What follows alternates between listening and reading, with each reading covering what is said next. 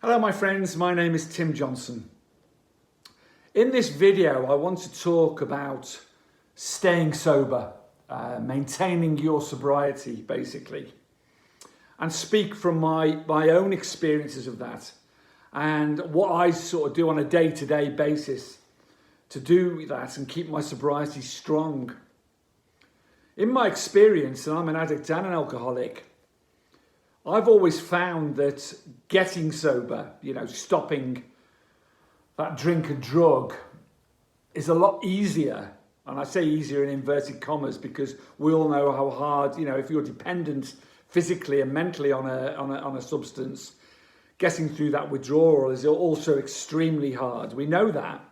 But actually stopping is a lot easier than staying stopped. I know many people who stop and then very quickly start again for whatever reason. So the goal is really, particularly if you're an alcoholic or an addict, to stop yourself taking that first drink or drug. Because taking that first drink or drug, if you're an alcoholic or an addict, will start a phenomenon of obsession and craving. And it won't ever be just one, we know that. Moderation is not a word. If you're an addict or an alcoholic, then moderation shouldn't even be in your vocabulary. Because that phenomenon of craving and obsession will develop, and you won't stop until there's nothing left and you can start again, and it's just a cycle of destruction, which each time that you do relapse or go back, it will be worse than the last time. That is the phenomenon of alcoholism and addiction. It's always worse when you go back, and you'll go back at a level you were at when you stopped. So if you're drinking a bottle of vodka and you stop, you won't just go back and start to take you after that first drink and that obsession and that craving is ignited. You'll be back within a day at that bottle of vodka level, and your body just can't take that sort of abuse, and from there on it'll get worse and worse. It's a progressive illness. It's not something that you can take back or moderate, or those, like I say, those words should never exist in your vocabulary. So the challenge is to maintain and stay sober, maintain your sobriety, but at the same time not to be miserable or unhappy within it, to learn a new way of living your life. And believe me, it's a 1,000 times better living life sober once you learn how to do it and learn what to look out for. And I'm just going to share a few things from my own experiences with you now. And I think it's quite pertinent at this moment in time with the Easter holidays upon us, in most countries, the long spring break of, in Spain here, for instance, today, Thursday, is a long break now until probably Tuesday. Most countries have this long Easter weekend, and that can ignite all sorts of triggers in people who've recently stopped and those who've been sober for a long period of time. There's no doubt about it. The sun's shining, it's Easter weekend. People are out sitting in gardens and drinking and barbecues and celebrating Easter. It can start off all sorts of issues in your brain and cravings and triggers and obsessions and whatever. But the goal is to learn how to live your life normally without those. We're all human beings, and occasionally these thoughts will slip into our heads. It's learning how to deal with them. When you first get sober in particular, I've talked about this before on the channel, and please have a look back at my other videos. There's 408 videos on this channel now, which I'm no, doctor or massive expert. I'm just someone who's suffered from addiction to alcohol and drugs for 30 odd years, or over 30 years, just sharing his experiences in the hope that they'll help other people. So have a look back at some of those videos. There'll be the stuff on withdrawal, the stuff, all sorts of stuff, psychological, diet, exercise. So when you first get sober, the pink cloud phenomenon, which I'm sure you've all heard about, which is, I suppose, It's just a phenomenon of euphoria. You know, you may have been struggling for years to stop drinking or taking drugs, you know, and the fact is you've got through that physical withdrawal, however bad it's been, and you're at the other side of it. And all of a sudden you have this, I'm sober euphoria, pink cloud, everything's going to be wonderful. Well, I have to share something with you, and a lot of you will have found out already. It's not. It's no magic bullet to life, you know. Getting sober is the greatest and best thing I've ever done. You know, I'll say that straight away now. But it's a long, hard road, and without putting the work in, it just doesn't fall into your lap. So, whoever you are and whatever your circumstances, if you don't put the work in, you're not going to stay sober. And what do I mean by putting the work in? Well, all sorts of people have all sorts of ways of staying sober. The most important thing to me, and I've said it before on here, just for the sake of repeating it, I go to AA, but I'm not going to preach that on here, although it has been the greatest thing I've ever done and saved my life. You know, the only thing that's ever worked for me. I'm not saying it's the only thing that will ever work for you. We're all individuals. But the most important thing about getting sober is connection, in my opinion. Having a connection, well, first, you know, once you've asked for help, which again is a massive step forward in your battle of sobriety. Asking someone for help is not a weakness, it's a great courage. But having connection, and in AA, for instance, it's connection with people who are like-minded, who have been through what you've been through and much more in many, many cases. They have the same mentality, the same phenomenons, the same way of thinking, and they have each other's backs. It's a fellowship.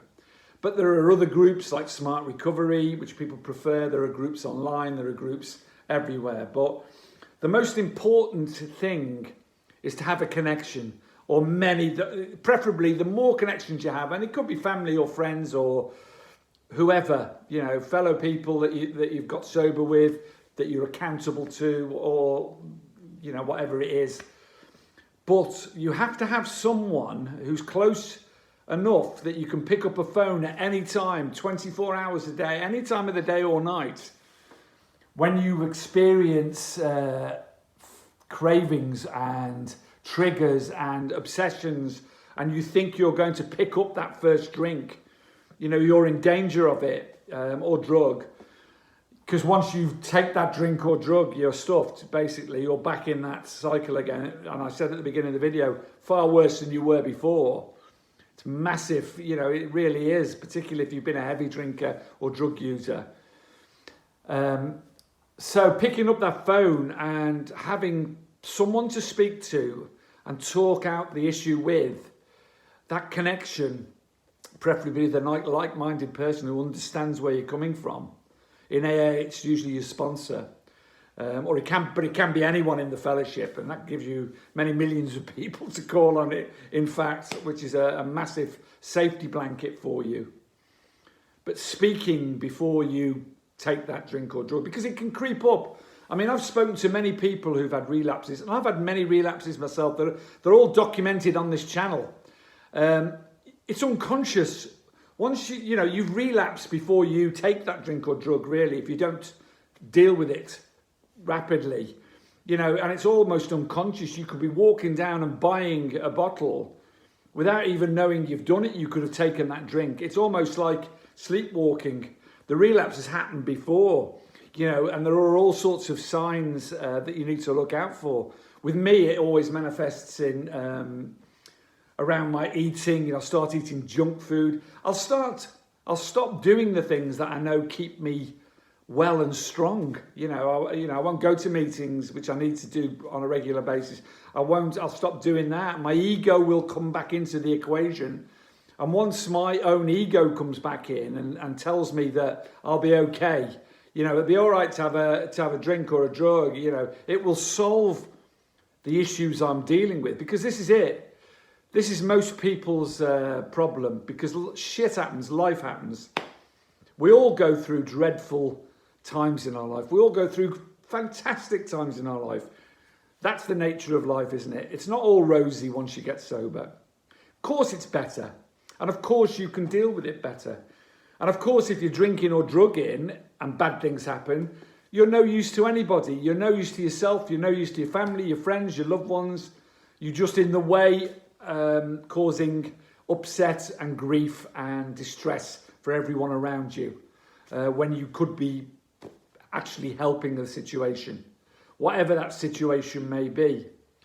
So learning to live life on life's terms is one of the main problems, and the thing to watch out for, first of all, in my opinion, having that connection, which I've talked about just a minute ago, but people, places and things trigger 99% of alcoholics and addicts are triggered by people, places and things. So people, if I had £1 for every person that relapsed because of an argument with a loved one, a family member, I'd be a rich man, and sometimes you have to be cruel to be kind to yourself. And there are certain people, and you'll know who they are in your life, whether it be family, whether it be friends, that you need to cut out, whether it's a short period of time or forever out of your life. You've got to be strong and you have to do that. Because your sobriety is your number one priority. There's no doubt about that. You have to protect your sobriety with everything you've got. Every ounce of strength. You have to put phenomenal amount of work in. Sometimes every minute of the day you have to watch. Every minute, every second, sometimes you're just hanging on. But it's really worth it for the rewards you get. And each time you do that, you get stronger and stronger. But protecting your serenity around other people. Resentments and anger drove me backwards so many times. And resentments are like drinking poison and expecting the other person to die. It just doesn't make any sense. You're just doing yourself harm. It's not the snake bite that kills you, it's the poison that slowly drifts around your system. And, you have to think like that. So cut those people out. Cut people out of your life who are heavy drinkers or drug users, who used to. People will call you boring. They may say, he's not any fun anymore, or she's not any fun anymore, and mock you for it. It's not, you really have to not worry about, that's the second thing, not worry about what people think about you, or because number one priority is your own sobriety. If you're serious about doing this, many people aren't, and that's why they fall backwards. So cutting people out, not going to places that trigger you. If you know going into a pub garden in the middle of summer or Easter is going to trigger you, don't go into the pub garden. It's not rocket science. Don't have alcohol in your house, even if you've got friends coming who drink. If it's going to upset your sobriety, if you're going to be there, it's like if you're on a diet and you have a cupboard full of sweets. What's going on? Because you know what's going to happen. The moment you're under pressure, those sweets are there, you're going to have one. It's the same with alcohol and drugs. Don't have anything that reminds you of it in your house. If that's what protects your sobriety, tough on anyone else. That's what's important. It's just, and things, around your job and material world and stuff like that, you shouldn't let things creep in. And stop watching the news and things that affect you negatively. If you stare into the abyss stares back into you, as Nietzsche said. And you can get infected with negativity. I've cut all the news channels. I care about what's going on in Ukraine. It's a disgrace to humanity. It's an abhorrence. But if I'm watching that all the time, just like when I started watching stuff about the coronavirus, it infects me with worry. Fear and worry used to drive my addictions as well as anger. Being fearful and worrying and projecting into the future used to drive my addictions. So I cut them out my phone. Cut it out. Put the news channels off. Have a look now and again if you're interested, but don't let it infect you with negativity. Just like don't let negative people infect you with their negativity. Stay away from them. Mix with people who are like-minded, in sobriety, positive people.